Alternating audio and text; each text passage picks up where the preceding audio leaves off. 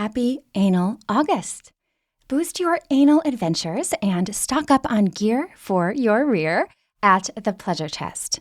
Head to thepleasurechest.com to explore their latest and greatest butt plugs, beads, and prostate massagers. All the things for butt stuff. Some of their featured items are especially creative, like the B-Vibe vibrating anal plug set that has this whimsical rainbow unicorn look. For temperature play, consider the Crystal Delights short-term T-handle glass anal plug. And please always use lube when you're heading to that back door. The Pleasure Chest has you covered there too. Learn more and start shopping at thepleasurechest.com. What would it take to arouse your life, to experience more connection, more pleasure, more realness in and outside of the bedroom? I'm August McLaughlin, and this is Girl Boner Radio.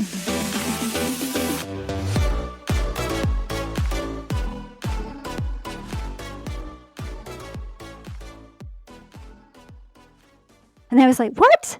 Did I just really think that? So yes, it was very strange. And then I couldn't sleep because all I could think about was sex. It was like I was turned on constantly. Like I just couldn't turn off. It's just like my body was on fire. That's when I started looking up information, thinking, there's got to be other people who've experienced this.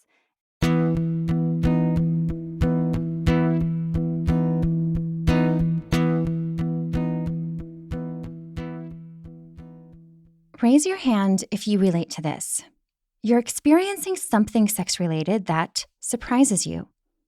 Maybe it goes against what you have heard is supposed to be true, so you head online in search of understanding or to feel less alone. But you don't find many helpful answers. That is exactly what happened for today's guest, Eleanor. She grew up in a small religious community in Nebraska, and she reached out to me when she couldn't find information on desiring more sex in your 40s during perimenopause. Especially given what Eleanor learned about sex growing up, it's all come as a bit of a shock to her and brought both high points and challenges. And thanks to her dedication to working through it all, she and her relationship have grown stronger.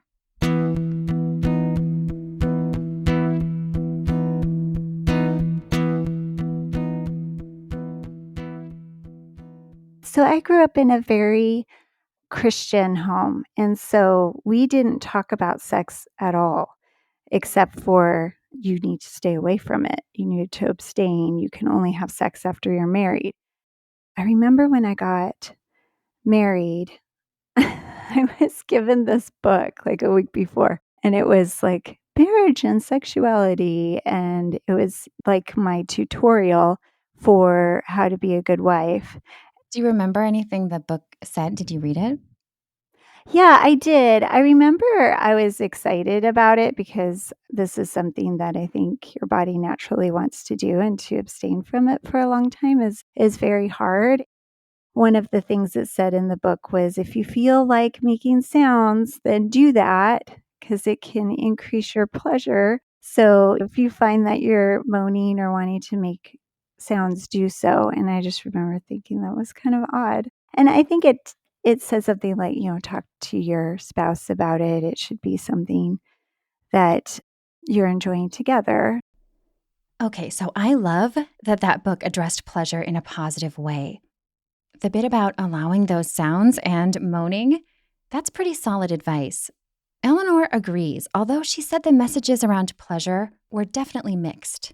I have gotten that messaging a lot from the church I was attending that, hey, even if you don't feel like it, your husband needs that release and he might look somewhere else if you don't give it to him.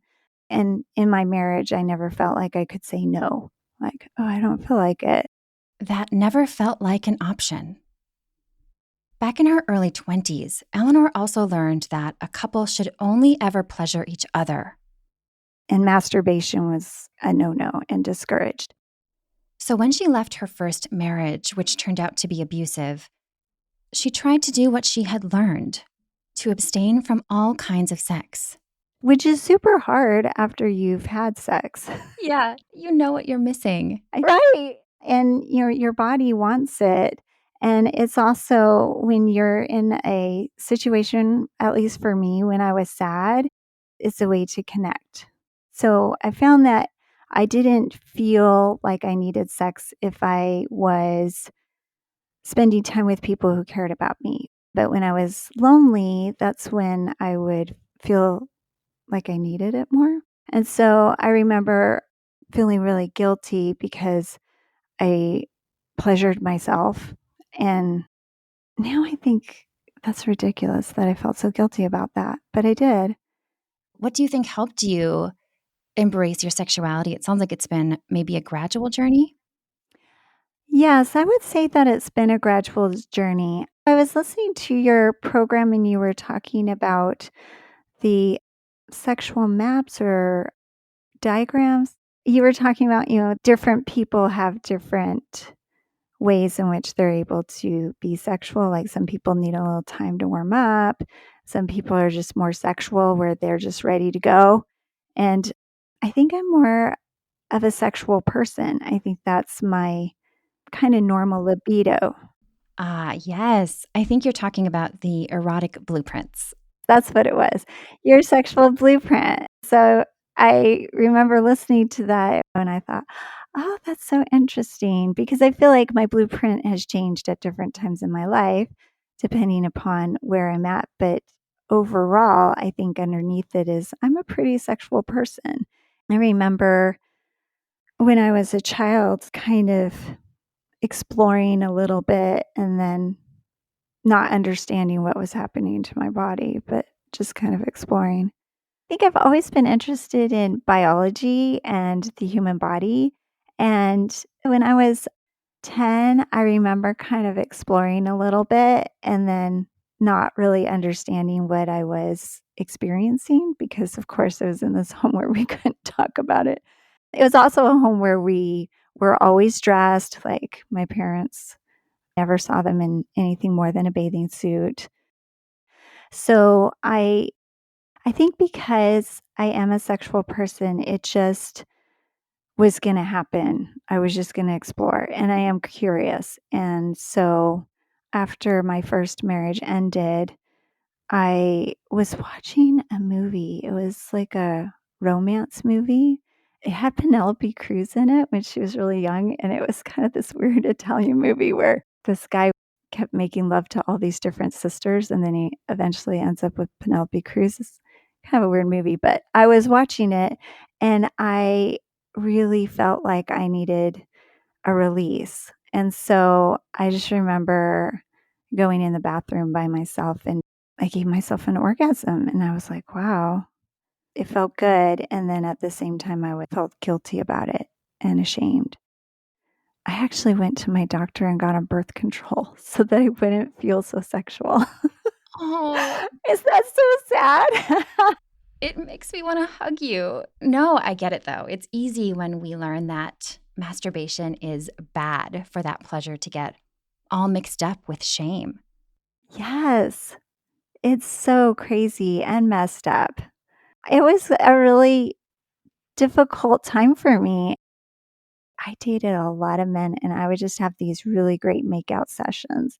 And then I wouldn't let them go any farther because I would feel ashamed. Things took a turn for the better after Eleanor got married again. That gave her a sense of permission to get back to enjoying sex. And she did, to a point. I married another very Christian man who had never had sex. And so when we first got married, it was really awkward. So that's the part where I feel like it's really sad that self pleasure is discouraged, especially in religious settings, because here I'm married to my husband. It's our first time having sex together, and I don't know what to tell him because I don't know what I enjoy because I never explored it. He doesn't know what to do. He just knows he's supposed to stick his penis somewhere, but that's about it. And so it just Oh. makes for a really awkward, rough first experience. I mean, for most of our marriage, we used to joke that he's the minute man on top or under a minute because he can't last unless I'm on top. And then some days I'm like, you know what? That's so much work. Some days she just wanted to get it done. She was exhausted, especially once she and her husband had 3 kids. More changes in her life and desires came a couple of years ago, she said, after she started seeing a therapist to work through trauma from her childhood and first marriage. So I started this trauma therapy, and during the course of discovering myself, like who I am as a person and what is it that I want, rather than living up to other people's expectations. I've sadly lived most of my life for other people or for what other people expected of me, whether it was people in my religion, people in my family, friends. So as I was going through this trauma therapy, I realized that I don't want to be a part of this religion. Especially given that she has twin daughters. They were 8 years old at the time and started asking illuminating questions. In our church, we have very separate things that men are able to do and women are not. They would ask, well, why can't I do that? Why does our older brother only get to do that? Are girls not that important? Oh, I know. Break your heart, right? you're like, good question. Great questions. I mean, my daughters are very insightful, and they wanted to get bikinis because we got these mermaid tails. We have a swimming pool at our house. And I was like, oh, well, we're not really supposed to wear those. We're supposed to be, wearing more modest suits. And then I was like, well, it's hard to be a mermaid in a one piece. I mean, really. How many mermaids do you see in a one piece? I have not seen any. So I was like, you know what? I don't want my girls to feel like they need to be restricted. So I just bought them bikinis and these mermaid tails, and I got one too. And we were just enjoying ourselves in the pool. Pretty soon, their friends are coming over, then they're wanting to wear mermaid tails. Well, long story short, one day I came home and my daughter, she's so beautiful, just 8 years old, riding her bike around our cul-de-sac in her bikini. All the neighborhood kids are out there and there's boys and girls. And I was like, oh no, you're not supposed to be like that. That's so immodest. I was like, oh, sweetie, you need to go change. And she was like, why? I'm riding my bike. Eleanor started to tell her, Well, you need to make sure that you cover your body because we want to make sure that we're respectful and stay modest. And she started getting upset. And she was like, what? Is there something wrong with my body? Like, what's wrong? And I realized in that moment that that was not the message that I wanted to send her. That was not the message I wanted for her at all. And I realized that was the message I had gotten was there's something wrong with my body. And so I said, you know what? Never mind, sweetie. You go play. Let's just put some sunscreen on you so that you don't get burned. That was just kind of part of that journey for me where I just decided, you know what? I'm stepping away from this. I don't want this for my daughters. I want them to feel free to be sexual beings, to wear whatever they feel comfortable wearing, and to be with whoever they want to be with. that is so moving. How can we know better? We grow up in these environments and it's what you were taught was good and helpful for yourself and others. And to have that challenged and then to make that change is what changes the world. I mean, truly, just look at your kids who are so like, wait, why can't I do this? And that comes so much from you. So thank you for that. Oh, I appreciate that. It's been really great. I see my girls flourishing in ways that I didn't get to. They are so confident in a way that I never was. I am now, but it took me a long time to get there. So I cherish that for them.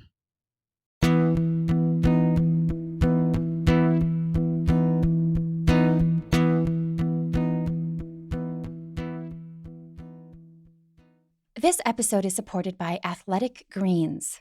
I've been adding AG1 to my smoothies, and it feels awesome to be proactive about my health, especially when I'm not getting as many fruits and veggies as I'd like.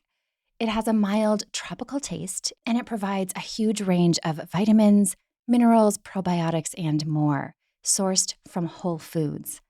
It's even designed to promote better sleep quality and daytime alertness.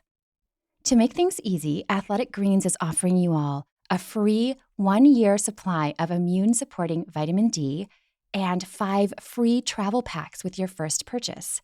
Just visit athleticgreens.com/girlboner. Again, that's athleticgreens.com/girlboner to quote, take ownership over your health and pick up the ultimate daily nutritional insurance. Learn more at the link in the show notes.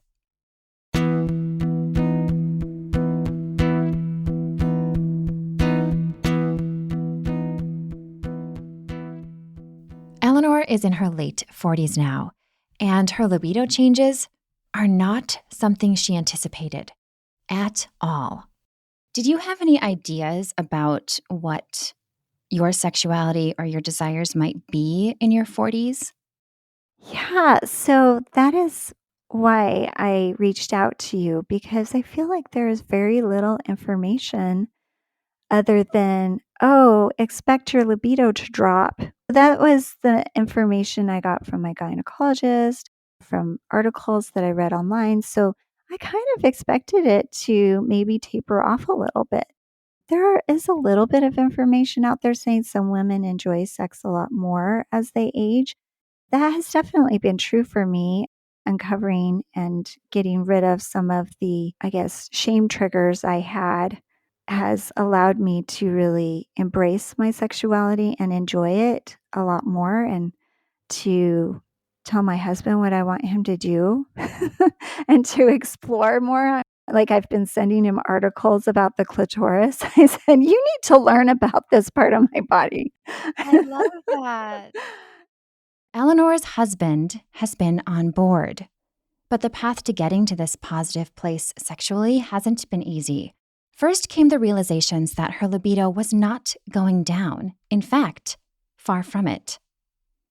As I was going through my trauma therapy and freeing myself from some of these traumas, and I kind of want to say like chains, in a lot of ways, I felt like I was shackled from being my true self. So now that I've been able to be more of my true self and express myself, I've been able to enjoy my sexuality a lot more. For example, she would buy really pretty, lacy lingerie. And wear it proudly all the time. Just little things like that. And she started expressing herself more with her husband. At one point, early in the marriage, she had texted him a photo of herself wearing a lacy bra and panties. He was so embarrassed he deleted it. And I never really talked to him about how that kind of hurt my feelings. But as she entered her 40s, Eleanor's desires were increasing. And she wanted more of all of that and more sex, especially when she's ovulating. And she knows when she is, partly, she said, because of fertility treatments that she did when she was working on getting pregnant. So I had this experience last year where I felt myself ovulate. And then a day or so later, I could not think about anything but sex. It reminded her of what she'd been told about teenage boys or a 20-year-old man. Perpetual turn on. It was really unexpected, and it was kind of exciting. Like, it's kind of fun to be like, "Ooh, I feel so sexy." But then it also was off-putting too because I'm like, "Well, I gotta take care of these kids, and I have things going on." And I kept having to change my underwear because I was, like, releasing so much fluid. I actually ended up putting on a panty liner because I was like, "Oh my goodness, this is ridiculous." Increased desire around ovulation is common in folks who menstruate because of spikes in estrogen. That usually happens about midway between periods, and for some people, the change is very subtle. For others, though, like Eleanor, it is pronounced, especially now, it seems, in her 40s. As Eleanor described these experiences, It almost felt to me like she and her body have been making up for lost time. Sexual experiences that she mentioned, sometimes wondering if she missed out on because of those religious teachings. Still, the effects are not all fun for her. Those intensely turned on spurts can be challenging, like that one she was describing from last year.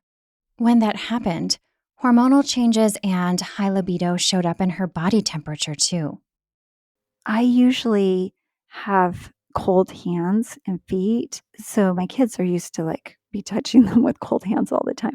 They were like, "Wow, mom, your hands are really hot." I was just on fire, so my whole body was just really warm and hot, and I kept, like, turning on the fan, and it was almost like a continual hot flash, except for I wasn't sweating, I was just really hot. And hotness did not just apply to her own temperature. I found myself, like, checking out men. And, like, I would just be driving my car, and I'm a runner, so I notice people when they're running, but I just remember there was a man running, I was like, "Oh, wow, he looks so good. I would do him." And I was like, "What? Did I just really think that?" It was very strange, and then I couldn't sleep because all I could think about was sex. It was like I was turned on constantly. Like, I just couldn't turn off. If you're thinking, well, why didn't she take care of that herself? A good old self pleasure session. Well, she did try that. And 20 minutes later, I would need to do it again. I couldn't get a release. Like, it's just like my body was on fire. That's when I started looking up information, thinking, there's got to be other people who've experienced this. And I only found one article that talked about this being a possible experience for some women as they hit perimenopause. Eleanor is right. There is not much information online about increased libido during perimenopause. One article I found on the topic features insights from Dr. Suzanne Hall. The gynecologist said she believes that most of the causes are not hormone related, but life related. Things like increased self esteem and fewer caretaking responsibilities. That's something that I hear often from women and femmes. As I like to say, when women rise, so do girl boners. What struck me most about the article, though, was the stream of comments below it. Readers chiming in with, I thought it was just me, and comparing themselves to, quote, teenage boys. Sound familiar? That's a whole other topic, by the way, but it's interesting to me that we really only hear about raging horniness in the context of young male sexuality. Regardless, Eleanor said it would have been nice to know that she's not the only one experiencing these libido highs as a woman in her 40s. On top of that, she found herself semi-single again in the midst of it all. So this was happening, you were feeling really like physically and mentally like turned on, and release was only helping so much. Did you talk to your husband about it? Well, so I felt really out of control too. I just felt like, oh my goodness, I need this release super bad. And at the time, my husband and I were separated. So we had been going through some difficulties in our marriage with all the changes that I was making, having gone through the trauma therapy. When one person in a relationship changes a lot, it can be hard for the partner, which is what we found out. So I couldn't really talk to him about it, and he wasn't available to help me with my situation. And I was angry with him anyway. So it wasn't like I would want to include him in what was happening with me. So what I ended up doing was getting on a dating app and sexting with a number of guys, which I'm so embarrassed about because that's not something I would normally do, and now there's, like, pictures of me in my underwear. It's not like they're awful pictures, but it was just Yeah, it's challenging from a perspective, I imagine, of your upbringing, right? yes. These wonky ideas we learn, they can just like linger even when we resist them. Like when I heard you say that, I was like, yay, because you found a safe and fun way to engage in your sexuality and with other people, and at the same time navigating those mixed feelings about, is this wrong? Is this okay? Am I Yes. a bad girl? How did you deal with those feelings? Well, at first it was really fun and exciting, and it felt freeing. I just felt like I'm exploring my sexuality. I'm putting myself out there in a way that I feel good about. But it quickly kind of got out of control because then I was having men wanting to meet with me, and I also wasn't able to sleep. So I was up all night, like talking to strangers. It sounds really all consuming. It was. It was so hard because here I have, my children in the next room and I'm trying to be a mom to them. But the good part is that I realized in sexting and flirting with men that I didn't know that I actually really did want to work things out with my husband, that I really do care about him, and that he's the person I want to be doing these things with, not these strangers. And it was also good for me to be able to realize that, no, I don't want to be with someone other than my husband. Because at the time I was starting to think that, oh, I should never have married him. Like he's just so wrong for me. And then I realized, oh, actually, he's the person that I want to be sharing these kinds of experiences with. And so I ended up calling him that night and we talked, and he came home the next day and we had amazing sex, like the best ever. It's really beautiful. It was. I was, sending him all these pictures and he was just like, "Oh my goodness, I can't wait to see you." The kids were gone and we just right there on the living room couch. It was great. And yes, this is the same man who at one point deleted her sexy selfie out of embarrassment. This time was different. And then he was all excited about it, and I said, "You are not allowed to throw these away." So I had to show him how you can do a hidden album on your phone. He didn't know that he could do that. And since then, August, it is so funny. I'll, like, get out of the shower, and he's, like, taking pictures of me. I'm like, "What are you doing?" He's like, "I'm just saving this for my secret album." You've really both come a long way, no pun intended. Yes, Yeah, definitely. that's beautiful. Because it sounds like also for him, it wasn't the picture that you sent him that was the problem. It was having this feeling that others will judge me. Yes, and he was just afraid someone would find it or see it, and then he just felt really uncomfortable with it.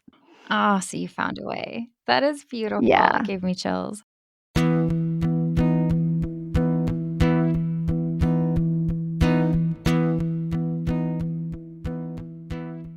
Recently, Eleanor experienced another hugely turned on time. I had another ovulation where I could feel it, and then the next day, I was just on fire again, and this time, I was able to explore it with my husband, and we basically just locked the door and had a great time. It sounds like the experiences you have within marriage, it's almost like a safety net for you to explore. One thing people who enjoy monogamy, that's what they love is like this bubble of here's my exploration partner and I can try these things. And it sounds like maybe you had less shame this second time. Was that partly because you had this environment and relationship where you felt like it's okay to express and to explore? Yeah, it's taken us a long time to get to that point. Even this last experience, I went outside and started sexting with some men, and then my husband found out about it. And that was a really difficult conversation. And he was really hurt by it. And I felt really bad about that. The thing that I realized is it wasn't that I want to have sex with other men, it's that I want more variety. I want to explore more. And so I was able to talk to him about that, and he was able to hear me. I think in the past, I didn't feel like he really heard me, and maybe I wasn't as upfront about what I needed because of some of the shame, and also sometimes felt embarrassing to be like, "You know what? I really want you to lick my vagina. I wanna try that. What if he doesn't wanna try that? What if he thinks that's weird and gross? Or I really wanna talk dirty." Like, I find that really fun. But the starting can be really intimidating. As you said, you both being very religious and having that background, it's like, what if this is that thing that they're just like, "Oh my gosh, like, what are you talking about?" And there's that fear of rejection sometimes. Yes. And then, that fear of, are they gonna think that I'm like a dirty person or there's something wrong with me? But I think with this incident where I was talking to other men and he was really hurt, I mean, it was rough. One of the things I told him, I said, I wouldn't feel like I needed to go to someone outside our marriage if I felt like you were available to really hear me, because he hasn't always been available to hear me because of some of his triggers and some of his upbringing. And so we were able to have some really real conversations about our marriage and also about each other and about what I need from him to be able to feel free to speak. Like, I need you to be able to hear me without judgment and maybe not even say anything. Just let me talk. That was something that had been hard in our marriage because sometimes I would feel judged or criticized or not quite understood. So, why communicate with someone if you're not being understood? Totally. Yeah. You're bringing up an excellent point around the sex challenges often are not even about sex at the root. They're about the shame that we might be carrying from growing up. They're about communication. They're about all these things. And it's easy to just look at the sex and be like, oh, well, I was sexting and that's not something that is okay for our relationship. And then you start peeling back the layers. And I just think it's beautiful that you were able to put those pieces together and realize that you needed to be heard. And then it sounds like he was receptive, which is really big. I have to hand it to my husband. He has come a long way. We've been through a rocky road these last 2 years, and he was feeling like I was rejecting him, and really, I was just trying to be more authentic, and my being more authentic felt like rejection to him. And so we were getting into a lot of fights and disagreements, and I felt like he didn't understand me or he wasn't even trying to understand me, like I wasn't being heard. That is, I believe, why I started looking at other men as a possibility, because I needed some kind of connection. And it really was triggered by these episodes of intense sexual drive that led me to go outside of my marriage. I mean, I didn't have an affair, but I was acting out. And so he did. He felt betrayed and upset. But then I also think it was a wake up call to him when I said, hey, if I felt like you were there for me and available and could listen to me without judgment, then I wouldn't be looking outside of my marriage. I would be going to you. I think that just really hit home for him. It was rough for a few days, but then he heard me and he was like, I want to be the man that you go to. I want to be the person. And that's when we locked ourselves in our bedroom, and he did things that he has never done before that were amazing. He was able to not be 1 minute man. I was shocked. Like, I kept saying, how are you able to do this? How are you lasting so long? He's like, because I'm just focused on you and pleasuring you. And it was so sweet. I just cried, August. Felt so grateful for him. And it has been really a turning point in our marriage. Wow. Seems like he's been reading those articles you send him. Yes, he has. That is beautiful. What a powerful story and inspiring.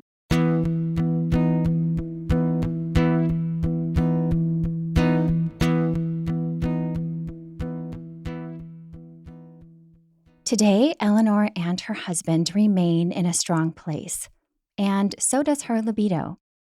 Those All encompassing peaks only happen occasionally.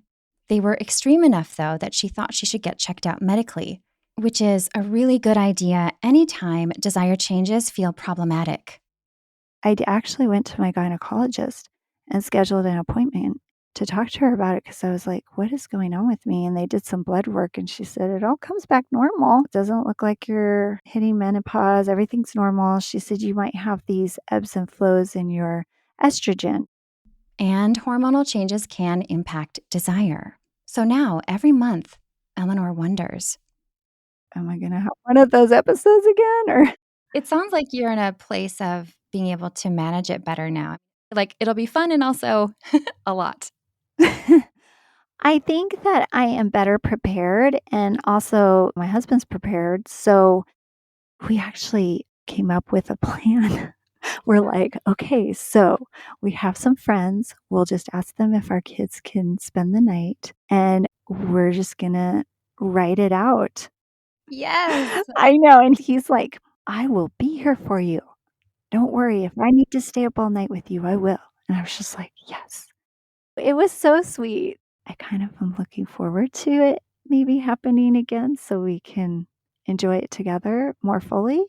But at the same time, I'm fine with it not happening because it's very distracting and hard to function. Yeah, I could see that. Do you have any thoughts or feelings about menopause? Like, I'm in my 40s too, and so I have curiosity about it. I'm like, what is it gonna be like? We definitely hear a lot of negative things about sexuality and menopause, and I also know that some people feel much freer because they don't have to think about birth control or they are more confident, but everyone's so different. Do you have any thoughts about, like, what if your libido changes again? Well, I don't feel as sad about it as I did before. I think when I started hitting the perimenopause phase, I think I was like 47, and I was having night sweats, which are not fun. I had gone to my doctor about it, and she was like, "Oh, yeah, you're starting to hit the menopause age. You know, this is just the beginning." I've heard all of the things about the hot flashes and the night sweats and all of the uncomfortable things. And so, with having this increase in my libido that I didn't expect, I think I don't feel as bad about it now. It's kind of nice to have an increased sex drive and to realize that I'm still a sexual woman who still has a lot to offer and can still be sexy and beautiful. I don't have to just be gray haired and dried up and be a grandma. Like, I can still be a vibrant woman and life doesn't end. It's just another chapter. That was put so beautifully. Yeah, it's so true. And you're experiencing that spontaneous desire when it's really high, where it's like someone runs by and you're like, I'll do him. But then responsive desire is beautiful too. So, like, when we're not as quickly turned on, we can kind of how your husband is being like, we can have a plan, even if it's not in response to a desire kick up, but just building a ritual or deciding you're going to put this time aside for pleasure. Like, it seems like you've learned so many things through this journey that it's kind of like a muscle that you can apply to other things that might come up. Yes, I definitely agree. And it has opened up communication with us. We're able to communicate about a lot of other difficult topics in ways that we weren't before and really hear each other. So I think it did start with this being able to connect in this sexual way and talk about our sexuality and our desires and our fears. And then it's been able to translate into other parts of our life, which is a beautiful thing. If you relate to Eleanor's story, whether your libido spike is linked with perimenopause or something else, she shared this advice. If they're in a situation where they feel like they can talk to their partner, I would definitely talk to your partner about it and just talk to them about what you're experiencing and some of the support that you need from them. And then I would invest in a really good dildo.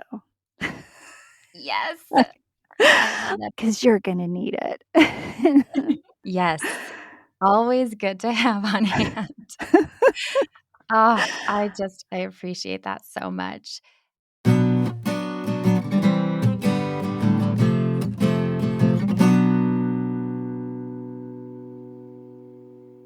Eleanor wanted to share her story anonymously. If you have thoughts you would like to share with her, though, feel free to drop me a note. And if you are enjoying Girl Boner Radio, I would so appreciate it if you would post a rating and review on Apple Podcasts or the iTunes Store. And please do tell your friends about it. You can also support the show while getting fun bonus content by joining my community at patreon.com/girlboner. Thank you so much for listening.